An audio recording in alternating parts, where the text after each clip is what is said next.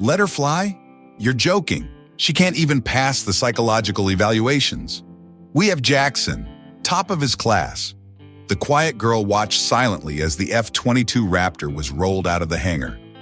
Then during that day's mission, the pilot they trusted disappeared from radar, and she, the overlooked one, guided the entire squadron home safely. The general stood in stunned silence. She was trained by Red Falcon? Meet Lieutenant Erin Vale, 27 years old. Small frame, shoulder-length brown hair, calm eyes, speaks slowly and deliberately. She transferred to the squadron just 2 months ago.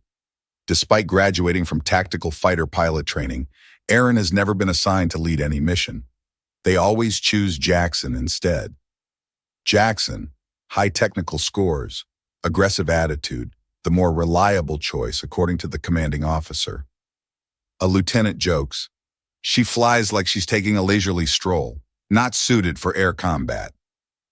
Erin just smiles quietly.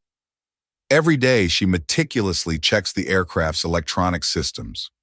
While others rush through pre-flight inspections, she takes her time, studies every gauge, tests every system twice. "Vale, you're holding up the schedule," Jackson complains. "Better safe than sorry," she replies calmly. The other pilots don't understand her approach. "She's too cautious," they whisper, hesitant, not aggressive enough for real combat.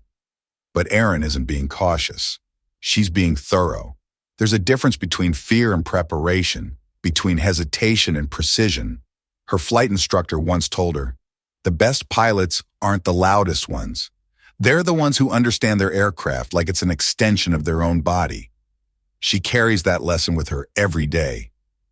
While Jackson practices aggressive maneuvers and flashy aerial displays, Erin focuses on fundamentals, emergency procedures, system failures, navigation under stress, the boring stuff, the stuff that keeps you alive when everything goes wrong. "Why don't you show off more?" a fellow pilot asks. "You're actually pretty skilled." "Showing off isn't the point," Erin replies. "Coming home is." But her philosophy doesn't impress the commanding officers.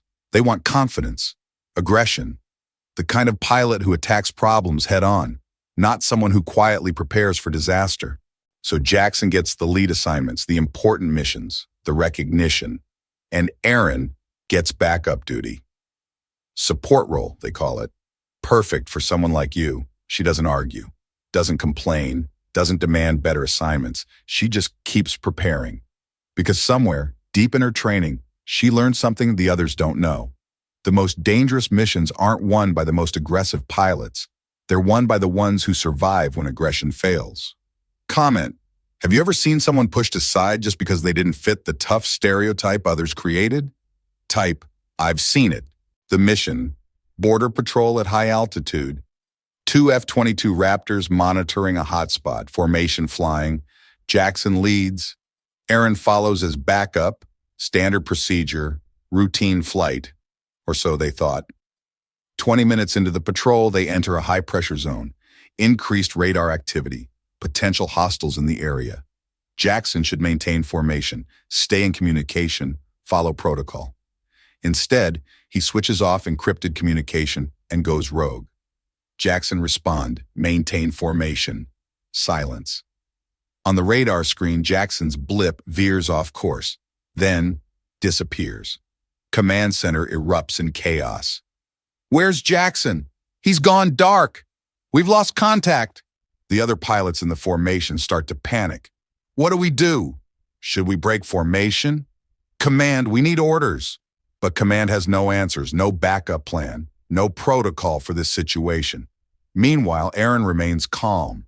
She doesn't panic, doesn't call for help, doesn't wait for orders. She switches to a tactical frequency, one that's rarely used, one that cuts through electromagnetic interference. "Hold formation. I'm taking lead. Don't ask questions, just follow." Her voice is steady, confident, completely different from her usual quiet demeanor. "Vale, you're not authorized to. Do you want to get home alive or follow regulations?" The other pilots fall silent. Something in her tone has changed. This isn't the hesitant backup pilot they know. This is someone else entirely. Aaron executes a series of maneuvers that shouldn't be possible in formation flight. 4 rapid barrel rolls to confuse enemy radar, a technique so advanced that most pilots have only seen it in classified training videos. The enemy tracking systems lose their lock. Her flight path appears on the radar screen like a perfectly calculated simulation. Flawless, precise, almost artistic. How is she doing that? The radio crackles. Those are Red Falcon maneuvers, someone whispers. Red Falcon, the legendary pilot who became invisible to enemy radar, who could outfly any opponent, who disappeared without a trace over a decade ago. But his techniques were never officially taught. They were too dangerous, too advanced, too impossible. Yet here's Aaron executing them perfectly, leading the entire formation through hostile airspace using maneuvers that officially don't exist. Command, this is Formation Leader. We're coming home. Vale, how did you? Questions later. Navigation now. She guides them through a flight path that avoids all radar detection, brings them home without losing a single aircraft. While Jackson is still missing. The formation touches down safely. Engines power down. Pilots climb out of their cockpits. And everyone is staring at Aaron, the quiet backup pilot who just saved their lives using techniques that shouldn't exist. Comment. Have you ever seen someone who seemed like just backup suddenly become the leader who saves everyone from disaster? Type, I remember that moment. When Aaron lands with the formation intact, the entire airfield falls silent. A senior general arrives to assess the situation.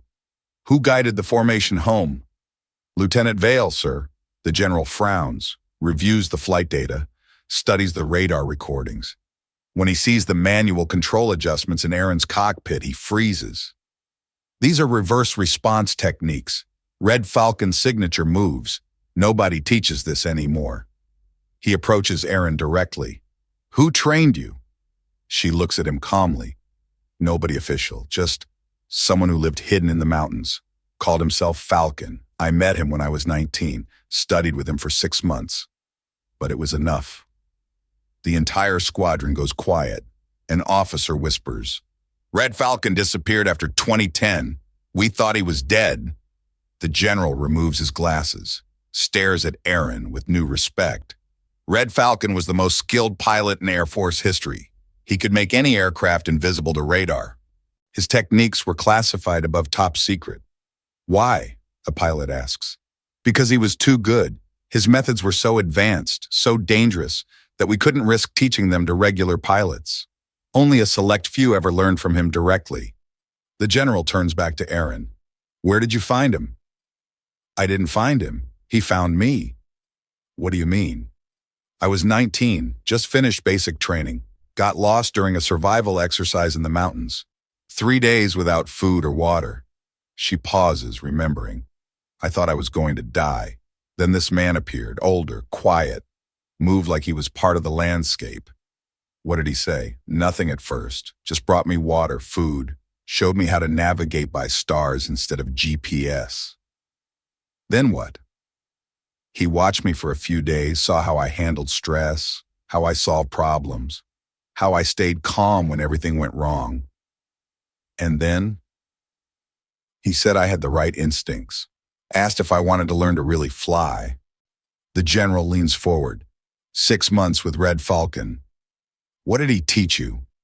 Everything the Air Force couldn't. How to become invisible, how to outthink radar systems, how to fly by instinct when all technology fails. Why didn't you tell anyone? He made me promise, said the knowledge was too dangerous for most people, that I should only use it when lives were at stake. And today, lives were at stake. The general nods slowly. Jackson's still missing. His aircraft went down in hostile territory. We're sending a rescue mission. Sir, Aaron says quietly, I'd like to volunteer. Absolutely not. You're too valuable now. We can't risk losing you. With respect, sir, I'm the only one who can find him. How? Because Red Falcon taught me something else. How to track aircraft that don't want to be found. How to navigate enemy territory without being detected. How to bring people home. The general studies her for a long moment. You're not just a pilot, are you? No, sir, I'm a ghost, just like he taught me to be. And Jackson? He's not trained for this. He's aggressive, but he's not invisible. He's probably hiding somewhere, waiting for rescue. Can you find him? Yes, sir, but I go alone, no formation, no backup, just me. The general looks at the flight data again, at the impossible maneuvers, at the perfect execution. All future high-risk missions, they're yours now. Thank you, sir. Don't thank me yet. You're about to become the most requested pilot in the Air Force. Everyone's going to want to know how you do what you do. Aaron smiles slightly. They can ask, but some things can't be taught in classrooms. Only in mountains? Only by legends. Comment. If you've ever seen someone dismissed as too quiet, turn out to be the only one carrying lessons from a legend, type, I won't judge by appearances anymore. Erin doesn't accept any medals. She makes only one request, a private flight simulator. For training new pilots in survival techniques, a rookie pilot asks her, learning from Red Falcon, was it scary? Erin looks out at the runway, where F-22 wings catch the last light of day. What's scary is when everyone trusts the wrong person, and you're not allowed to fail, even though nobody believes in you. But you did it anyway. I did what I was trained to do, what he taught me to do, which was, stay calm, trust my instincts. Remember that the loudest voice isn't always the right voice. The rookie nods. Will you teach us what he taught you? I'll teach you what I can, but understand something first. What's that?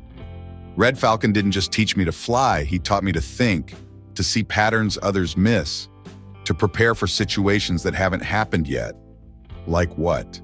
Like today, when the lead pilot disappears, when formation falls apart, when everyone's looking for someone to blame instead of someone to lead. And you were ready?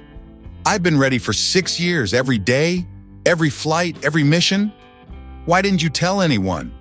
Because knowledge without wisdom is dangerous. And wisdom comes from knowing when to stay quiet and when to speak up. The rookie looks confused. I don't understand. Jackson was loud, confident, aggressive. Everyone trusted him because he looked like what they expected a leader to look like. But he failed. He failed because he confused aggression with skill, confidence with competence, being loud with being right. And you? I learned to be quiet, to listen, to watch, to prepare. And when the moment came, I was ready.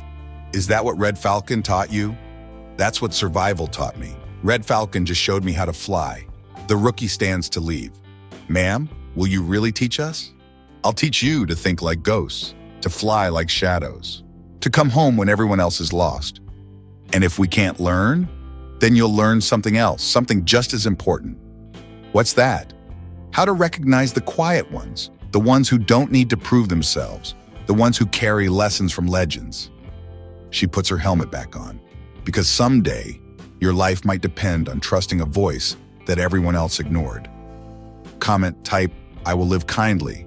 If you believe that some people stay quiet, not because they're weak, but because they carry lessons from legends. They chose Jackson because he was loud, accurate, and full of confidence.